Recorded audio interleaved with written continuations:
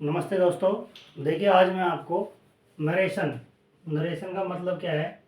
Narration दो प्रकार होता है, डायरेक्ट और इनडायरेक्ट। इस दूसरी भाषा में डायरेक्ट इनडायरेक्ट बोल सकते हैं। नरेशन का नरेशन शब्द का शाब्दिक अर्थ है कथन होता है। इस शब्द का निर्माण नरेट शब्द से हुआ है। नरेट शब्द का शाब्दिक अर्थ टू से, टू स्टेट यानी कहना होता है।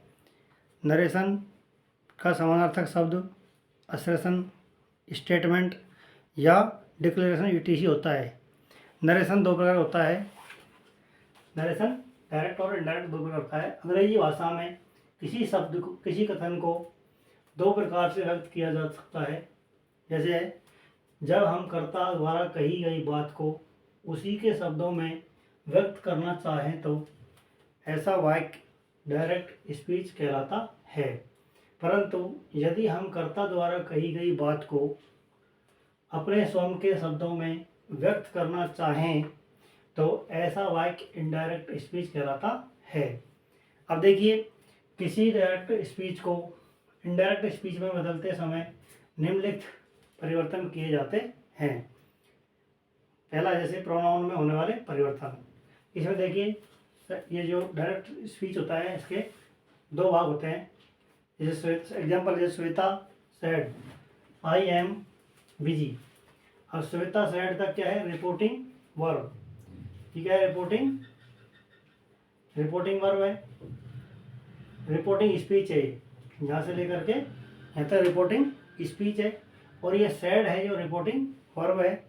और I am in comma, inverted comma में जो बंद है उसको बोलते हैं reported speech. I am busy, ये दोनों कोमा में बंद है तो इसको बोलते हैं रिपोर्टेड स्पीच। इसके लिए इंट्रोडक्शन देख लीजिए आप। यहाँ से लेके यहाँ तक क्या है, रिपोर्टिंग स्पीच है, रिपोर्टिंग स्पीच और रिपोर्टेड स्पीच। और जो वर्ब है वो है रिपोर्टिंग वर्ब। और देखिए, रिपोर्टिंग वर्ब को प्रोनाउन में बदलते समय कोई परिवर्तन नहीं किया जा सकता है। और रिपोर्टेड स्पीच, ये रिपोर्टेड स्पीच, रिपोर्टिंग स्पीच का है रिपोर्टिंग वर्ब, ये को प्रोनाउन में बदलते समय कोई परिवर्तन नहीं किया जा सकता है। और रिपोर्टेड स्पीच में आए हुए फर्स्ट पर्सन के कर्ता को, फर्स्ट पर्सन के प्रोनाउन को रिपोर्टिंग वर्ब के सब्जेक्ट के अनुसार, कर्ता के अनुसार बदला जाता है। रिपोर्टेड स्पीच में आए हुए सेकंड पर्सन के प्रोनाउन को रिपोर्टेड वर्ब के ऑब्जेक्ट के अनुसार बदलते हैं। अब है रिपोर्टेड स्पीच, चौथा एग्जाम्पल है, चौथा नियम है। रिपोर्टेड स्पीच में आए हुए, आर एस मतलब होता है रिपोर्टेड स्पीच में आए हुए थर्ड पर्सन के प्रोनाउन को के रिपोर्टेड वर्ब के में कोई परिवर्तन नहीं किया जा सकता है। रिपोर्टिंग वर्ब में कोई परिवर्तन नहीं किया जाता। जैसे या दूसरा इसका एग्जाम्पल, जैसे नियम है इनका पूरा तीनों का, first person, second person, third person. ये वो 123/सन, एक का मतलब होता है फर्स्ट पर्सन और दो का मतलब होता है सेकंड पर्सन और तीन मतलब थर्ड पर्सन। तो फर्स्ट पर्सन कर्ता subject, second person O for object और third person N for no change. या दूसरा इसका अपनी भाषा में ऐसे स्टेंजा है, इसका दोहा है, फर्स्ट पर्सन कर्ता कॉमा सेकंड पर्सन कर्म, यानी फर्स्ट पर्सन कर्ता सेकंड पर्सन कर्म और थर्ड पर्सन बदलता नहीं, यही अंग्रेजी का धर्म। नेक्स्ट देखिए, अगला है इसका पांचवा नियम। प्रोनाउंस को बदलते समय निम्नलिखित सारणी का पालन किया जाता है। सारणी देखिए, फर्स्ट पर्सन, सेकंड पर्सन और थर्ड पर्सन। फर्स्ट पर्सन करता है आई और वी, आई और वी दो करता होता है फर्स्ट पर्सन। देखो आई का क्या है, आई माई मी। तो इस प्रकार second person you your you. Third person है ही हिज हिम सी हर हर। फिर है वी आवर अस और यू योर यू। और थर्ड पर्सन का है दे देयर देम। ये थर्ड पर्सन है। फर्स्ट पर्सन सब्जेक्ट के अनुसार, थर्ड सेकंड पर्सन ऑब्जेक्ट के अनुसार और थर्ड पर्सन नो चेंज। अब है नॉमिनेटिव केस, यानी कि आई और उसका पजेसिव केस। पजेसिव दो प्रकार होता है, एडजेक्टिव और प्रोनाउन। आई का क्या हो जाएगा एडजेक्टिव माई और प्रोनाउन की जगह माइन। वी का आवर अस और यू का योर यू ही का हिज हिज, सी का हर हर्ष, दे का देयर देयर्स। उसी पर ऑब्जेक्टिव केस है, आई का मी, वी का अस, यू का यू, और ही का हिम, और सी का हर, और दे का देम। ये आपको चेंज करने में सुविधा होगी इनको याद करने से। इनको याद रखना है कि नॉमिनेटिव केस कौन कौन से होते हैं। देखिए नॉमिनेटिव केस होते हैं आई, वी, यू, ही, सी, दे। और पॉजेसिव केस जिनके एडजेक्टिव हैं my, our, your, his, the, her, their. Pronoun है mine, ours, yours, his, hers, theirs. Objective है, objective case me, us, you, him, her, them. अब ये दूसरा नियम है टेंस में होने वाले परिवर्तन। रिपोर्टिंग वर्ब के टेंस में कोई परिवर्तन नहीं किया जाता है। दूसरा है रिपोर्टिंग वर्ब के में आए हुए सेड टू को किस में बदलेंगे हम। सेड टू को बदलेंगे टोल्ड में, आस्क्ड में। और प्रश्न पूछ रहा प्रश्न है तो आस्क्ड में, और रिक्वेस्ट कर रहा था रिक्वेस्टेड में, और ऑर्डर दे रहा आदेश दे रहा तो ऑर्डर में, और अगर एडवाइज कर रहा है तो सलाह दे रहा तो एडवाइज्ड में, और मना कर रहा है तो फॉरवर्ड में, आदि में बदल दिया जाता है। नेक्स्ट देखिए तीसरा नियम, तीसरा है आर एस यानी रिपोर्टेड स्पीच। यदि वाक्य प्रश्नवाचक वाक्य हो तो सेड टू को आस्क्ड में बदल जाता है। सेड टू बदल जाता है आस्क्ड में। यदि रिपोर्टेड स्पीच साधारण वाक्य हो तो सेड टू को टोल्ड में बदला जाता है, टोल्ड। आर एस यदि प्लीज या काइंडली से आरंभ हो रहा हो तो सेड टू को रिक्वेस्टेड में बदला जाता है। आर एस यदि नियम 6, आर एस यदि डू नॉट से आरंभ हो रहा हो तो सेड टू को फॉरवर्ड में बदला जाता है। सातवां है आर एस यदि मुख्य क्रिया मेन वर्ब से आरंभ हो रहा हो तो सेड टू को ऑर्डर्ड में बदला जाता है। रिपोर्टेड स्पीच, आठवां है रिपोर्टेड स्पीच यदि कोई सलाह में अगर कोई सलाह दी गई हो तो सेड टू को एडवाइज्ड में ADVICD में बदला जाता है। रिपोर्टेड स्पीच, नवा है रिपोर्टेड स्पीच में आया हुआ कॉमा तथा इन्वर्टेड कॉमा हटा दिए जाते हैं तथा दोनों वाक्यों को दैट कॉमा इफ अथवा टू से जोड़ दिया जाता है। और ये रिपोर्टेड स्पीच यदि साधारण वाक्य हो तो जोड़क शब्द के रूप में दैट का प्रयोग किया जाता है। रिपोर्टेड स्पीच यदि प्रश्नवाचक वाक्य हो तो सहायक क्रिया, दो तरह होते हैं प्रश्नवाचक वाक्य पर, दो प्रकार होते हैं। एक तो सहायक क्रिया से स्टार्ट होने वाले, हेल्पिंग वर्ब से स्टार्ट होने वाले, और एक होता है WH वर्ड, जैसे व्हाट इज योर नेम, जैसे are you going to market. ये आर यू गोइंग टू मतलब ये हेल्पिंग वर्ब से स्टार्ट हो गया, और WH मतलब what are you going, when are you going, how are you, जैसे मतलब ये WH वर्ड है। तो यानी सहायक क्रिया से आरंभ होने वाले वाक्य को तो जोड़क शब्द के रूप में क्या करते हैं, इफ का प्रयोग करते हैं। इफ का प्रयोग होता है IF। या रिपोर्टेड स्पीच यदि प्रश्नवाचक हो, कौन सा हो, WH शब्द से आरंभ होने वाला हो तो किसी भी जोड़क शब्द का प्रयोग नहीं किया जाता है, क्योंकि WH वर्ड शब्द स्वयं ही जोड़क का काम करते हैं। जितने भी WH address, why, who, when, सब।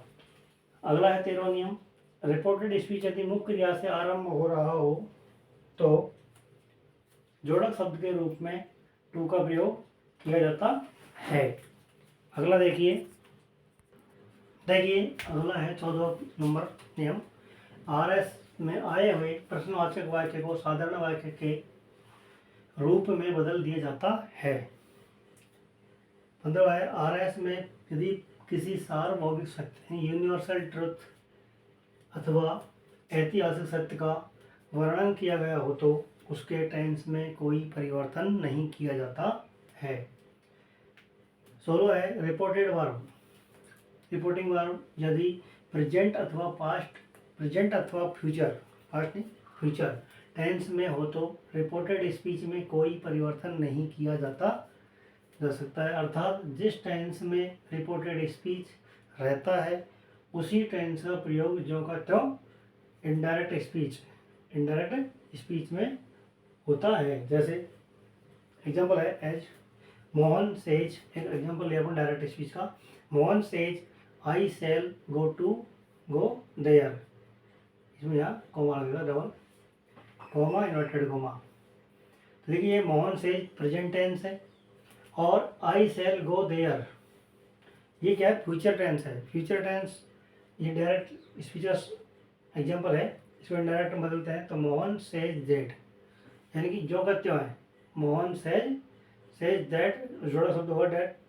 फिर फर्स्ट पर्सन करता कौन है, फर्स्ट पर्सन ये आई है, आई करता अकॉर्डिंग मोहन के अकॉर्डिंग, मोहन क्या है, ही है, इसका प्रोनाउन होगा यहाँ पे। तो ही विल सेल, क्यों आई के साथ सेल आता है और ई के साथ में विल आता है। ही विल गो देयर, जो बच्चा लिख दिया, यानी कि ये प्रेजेंट टेंस, पीटी मतलब प्रेजेंट टेंस है पूरा, और ये एफटी मतलब फ्यूचर टेंस है।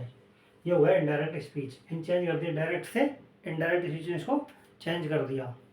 अगला है 17वां, यदि रिपोर्टिंग वर्ब पास्ट टेंस में हो तथा रिपोर्टेड स्पीच प्रेजेंट टेंस में हो तो इनडायरेक्ट स्पीच में रिपोर्टेड स्पीच का प्रयोग, रिपोर्टेड स्पीच का टेंस इस प्रकार बदला जाता है। देखो 4 टेंस में कैसे बदला जाता है इसको। प्रेजेंट इंडेफिनिट टेंस को पास्ट इंडेफिनिट टेंस में बदला जाता है।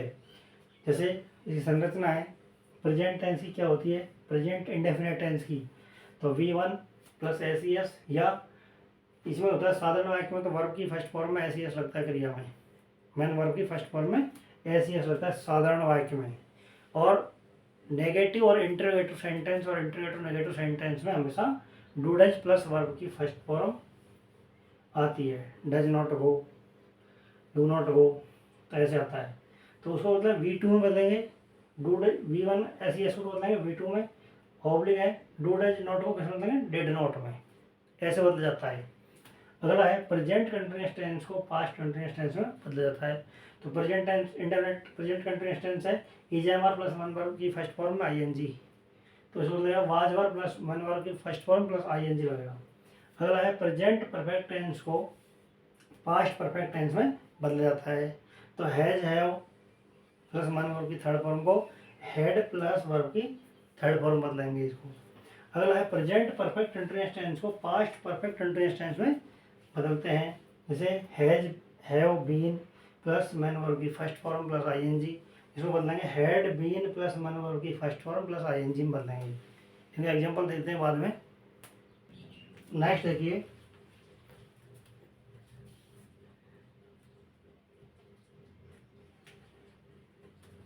पास्ट इंडेफिनिट टेंस को पास्ट परफेक्ट टेंस में बदल जाता है।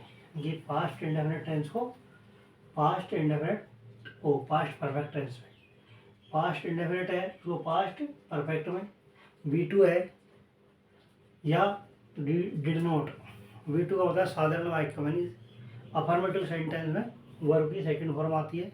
जैसे Ram went to market, Ram बाजार गया, तो ये। और डिड नॉट यानी कि पास्ट इंडेफिनिट टेंस का नेगेटिव और इंटरोगेटिव सेंटेंस में हमेशा did not, negative did not और इंटरोगेटिव ओनली डिड, तो उसको बदलते हैं वर्ब की, यानी हेड प्लस वर्ब की थर्ड फॉर्म। ये इसकी संरचना है, ये टेंस है। पास्ट कंटिन्यूअस टेंस को कैसे बदलते हैं, पास्ट परफेक्ट कंटिन्यूअस टेंस में बदल जाता है। तो was verb plus main verb की फर्स्ट फॉर्म ING को हेड बीन प्लस वर्ब की थर्ड फॉर्म वो फर्स्ट फॉर्म प्लस ING बदल जाता है। ये है। फिर विल सेल को वुड में, कैन को कुड में, और मे को माइट में बदला जाता है। अब देखिए तीसरा नियम है एड वर्ब में होने वाले परिवर्तन। डायरेक्ट स्पीच में आए हुए एड वर्ब को इनडायरेक्ट स्पीच में निम्न प्रकार से बदला जाता है। जैसे दिस को दैट में, दस को सो में, हेयर को देयर में, टुडे को दैट डे में, दीज को दोज में, हैंस को देंस में, नाउ को देन में, टू नाइट को दैट नाइट में। अब द डे बिफोर यस्टरडे को 2 days बिफोर में। अगला है लास्ट वीक या लास्ट ईयर को द प्रीवियस वीक या प्रीवियस ईयर में बदलाता है। यस्टरडे को द प्रीवियस डे में बदलाता है। ए ईयर एगो को द प्रीवियस ईयर में बदलाता है। टुमारो को द नेक्स्ट डे में बदलाता है और द फॉलोइंग डे को द नेक्स्ट डे में बदलाता है।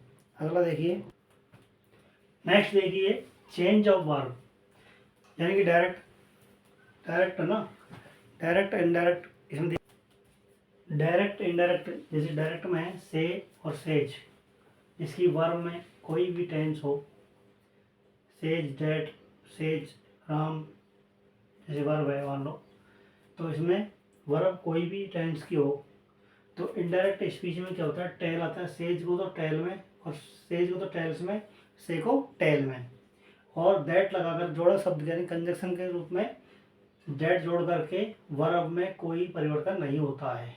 प्रेजेंट टेंस है, ऐसे फ्यूचर टेंस है, विल सेल हो डायरेक्ट स्पीच में, से हो विल सेल से हो, तो और वर्ब कोई भी टेंस की हो तो इनडायरेक्ट स्पीच में विल सेल टेल, यानी विल टेल और सेल टेल, से की जगह जाएगा टेल आ जाएगा यहाँ पे, और दैट फिर वर्ब में कोई चेंज नहीं होगा। इन दोनों में प्रेजेंट और फ्यूचर में कोई चेंज, नो चेंज कोई भी टेंस हो से affirmative negative present indefinite continuous ऐसे हो तो कोई दिक्कत नहीं। अब ये डायरेक्ट स्पीच में सैड हो और विल सेल हो तो सैड हो इसमें मतलब टॉल्ड में बदलेंगे और दैट लगा करके विल सेल को वुड शुड में बदलेंगे। ये तीसरा है, एक नियम, दो नियम, तीन। अगला है डायरेक्ट में सैड को प्रेजेंट टेंस से हो, is am are has have do does can right, इनको किस में बदलेंगे, इनडायरेक्ट स्पीच में बदलेंगे तो सैड को टोल्ड में बदलेंगे, फिर दैट जोड़ेंगे, फिर पास्ट में बदलेंगे इनको, तो इज को वाज में बदलेंगे, आर को वर्ब में, एम को वाज में, और हैज हैव को हेड में, डू डज को डेड में, और कैन को कुड में, और राइट को रोट में। अगला है डायरेक्ट स्पीच, यानी सैड को और वाज वर्ब हो तो सैड को टोल्ड में और दैट लगा करके वाज अथवा वर्ब को हटा दो और वहीं हैड बीन लगा दो, वर्ब में अन्य कोई चेंज नहीं होगा। यानी कि वाज वर्ब को हटा दो बिल्कुल भी और हेड बीन लगा दूंगा बस, और वर्ब में कोई भी चेंज नहीं होगा, यूँ की आ जाएगी वर्ब, ये बता रहा है वर्ब में नो चेंज। डायरेक्ट स्पीच जैसे सैड को अंदर पास्ट टेंस जैसे प्लेड कुकड हो, पास्ट इंडेफिनिट टेंस हो जैसे कुकड सेकंड फॉर्म प्लेड, तो टोल्ड बदल करके टोल्ड डेट, तो अंदर हेड प्लस वर्ब की third form head went, head gone, went नहीं वेंट सेकंड फॉर्म है, हेड गॉन, हेड कट, ये आदि फॉर्म हेड प्लेड जैसे हेड कुकड ये आते हैं। अभी का अपवाद है, देखिए यदि डायरेक्ट में निम्न शब्द हो तो अंदर के वर्ब में कोई परिवर्तन नहीं होगा।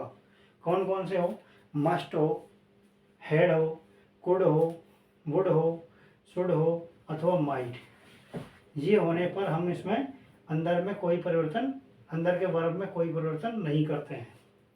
अब देखिए कुछ अपन नियम देख लेते हैं इसमें। नेक्स्ट देखिए इसका एग्जाम्पल है इसमें, उदाहरण जैसे साधारण वाक्य अफर्मेटिव सेंटेंस कैसे बनते हैं देखिए। डायरेक्ट स्पीच का एग्जाम्पल है direct, she said to me, उसने मुझसे कहा you can take my book, यानी कि उसने मुझसे कहा कि तुम मेरी किताब ले सकते हो, you can take. Indirect speech में मतलब इसको देखिए, ही सेड को टोल्ड में, टू मी को सेड टू को टोल्ड में और मी को मी में आया, दैट जोड़ा शब्द अफर्मेटिव सेंटेंस है, यू को आई और वी, यू सेकंड पर्सन करम, मी के अकॉर्डिंग, देखिए सेकंड पर्सन है, यू सेकंड पर्सन है इसलिए करम, यानी वो सब्जेक्ट क्या है, ही सब्जेक्ट है, ही क्या है सब्जेक्ट है और मी क्या है ऑब्जेक्ट है। तो फर्स्ट पर्सन का यहाँ होता है आई और वी होता है, यहाँ पे आई और वी, तो इसके अकॉर्डिंग चेंज होता है यहाँ पे सब्जेक्ट के अकॉर्डिंग। और ये सेकंड पर्सन यू है तो यू के अकॉर्डिंग ऑब्जेक्ट बदलता है। फर्स्ट पर्सन कर्ता, सेकंड पर्सन कर्म, थर्ड पर्सन बदलता है ये अंग्रेजी का धर्म। तो सेकंड पर्सन कर्म आ गया, आई का, मी का आई हो गया, कैन का कुड हो गया, टेक, और माई का हिज। मी का क्या होगा, माई का हिज हो गया यहाँ पे, क्योंकि सेकंड पर्सन आई और मी फर्स्ट पर्सन है, तो फर्स्ट पर्सन कर्ता का अकॉर्डिंग करता है, ही का, माई का रूप हिज में आता है, हिज बुक, एस यानी वाई। अगला है direct speech. He said to Radha, उसने राधा से कहा, you will take my brother to your office. तो she told Radha that she would take her brother to her office. ये होगा इसका। अब ये है दूसरा है, ए और बी दो है इसमें। WH हेल्पिंग वर्ब से शुरू होने वाले वाक्य इसमें है, देखिए डायरेक्ट स्पीच है। She said to me, will you help me in my work. शब्द इनडायरेक्ट स्पीच है, देखिए she asked me if I would help her in her work. ये होगा इसका। इसमें देखिए क्वेश्चन मार्क चिन्ह आएगा, क्वेश्चन मार्क चिन्ह आएगा। आगे देखिए फुल स्टॉप जगह पर क्वेश्चन मार्क। अगला है WH वर्ड। WH वर्ड शुरू होने वाला वाक्य है, Radha said to me what are you doing in my room. तो Ram asked me, indirect speech देखिए, Ram asked me what I was doing in his room. अगला है डायरेक्ट स्पीच, दूसरा एग्जांपल इसका, ये WH वर्ड गई। He said to me why are you beating my brother in your class. इसका हो गया, ही आस्क्ड मी, वाई का WH वर्ड, वाई जोड़ा शब्द होगा, कंजक्शन ये होगा, why I was beating his brother in my class. अब यह है थर्ड है, देखिए प्लीज या काइंडली से शुरू होने वाले वाक्य। तो मुकेश, डायरेक्ट स्पीच है, डायरेक्ट है, Mukesh said to me please give me your pen. तो Mukesh requested me to give him, उसके लिए टू गिव हिम।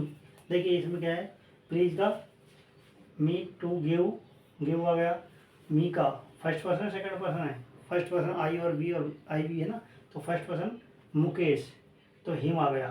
अगर यहाँ फर्स्ट पर्सन होता तो मी के अकॉर्डिंग चेंज होता, तो यू मी है तो मुकेश के अकॉर्डिंग हिम आएगा। योर पेन, तो योर वो फर्स्ट पर्सन नहीं है, सेकंड पर्सन है, तो मी आ जाएगा योर की जगह, मी का रूप आई का रूप आ जाएगा माई पेन। नेक्स्ट एग्जाम्पल देखिए, तो नेक्स्ट एग्जाम्पल देखिए जैसे है direct speech. She said to the teacher kindly allow me to go my house. इसका इनडायरेक्ट स्पीच है, she requested the teacher to allow her to go her house. यानी कि kindly की जगह क्या जाएगा, रिक्वेस्टेड बदल जाएगा, बाकी टू लगा के पूरा सेंटेंस इनको लिख दिएगा, मी की जगह पर हर आ जाएगा, माई की जगह पे हर आ जाएगा। अब ये RS रिपोर्टेड स्पीच वाइट, यानी कि डू नॉट से शुरू होने पर, जिसका एग्जांपल है, she said to me do not disturb me. तो सी फॉरवर्ड मतलब मना करना, ये देखिए रिपोर्टेड वर्ब है, ये रिपोर्टेड वर्ब है पूरा, ये रिपोर्टेड स्पीच है। तो इसमें she forward me to disturb her. अगला है the Guru said work is worship. ये है यूनिवर्सल ट्रूथ, यही सार्वभौमिक सत्य है। अगला वाक्य इसका है, तो the Guru said that work is worship, यानी कि जो कहते हो गया, कोई सेंटेंस मतलब work is worship, work is worship बस। अगला है she said let us work for the nation. ये भी अलग देखिए, ये भी इसके लिए है, प्रोपोज सजेशन, सुझाव देने के लिए है। तो ही प्रोपोज्ड या सजेस्टेड दैट वी या they should work for the nation. अगला है शुड आ जाने वाले वाक्य। The teacher said to him you should get up early in the morning. The teacher said to him you should get up early in the morning. The teacher advised that advised him that he should get up early in the morning. ये कुछ हो गया। अगला imperative sentence, the teacher said to me go to your house and bring my book. ये teacher मंगवा रहा है कि स्टूडेंट बोल रहा है तुम जाओ और मेरी किताब लेके आओ। तो द टीचर्स हैड ऑर्डर्ड है कि गो टू, कंपरेटिव मतलब इंपरेटिव मतलब आज्ञा दे रहा है। तो एडवाइज मतलब ऑर्डर दे रहा है teacher. The teacher advised me to go to my house and bring his book. His मतलब टीचर की किताब लाने के लिए बोल रहा है और मेरे घर जाने के लिए बोल रहा है। तो देखिए इसमें योर की जगह पे माई हाउस हो गया और ब्रिंग माई बुक की जगह पे आ गया हिज बुक। यानी क्या है, फर्स्ट पर्सन करता है तो कर्म का आंसर आएगा द टीचर। तो द टीचर ले आएगा हिज बुक, ऐसा है। अब वाला है the teacher said to me sit down and learn your lesson. तो द टीचर एड मतलब the teacher ordered me to sit down and learn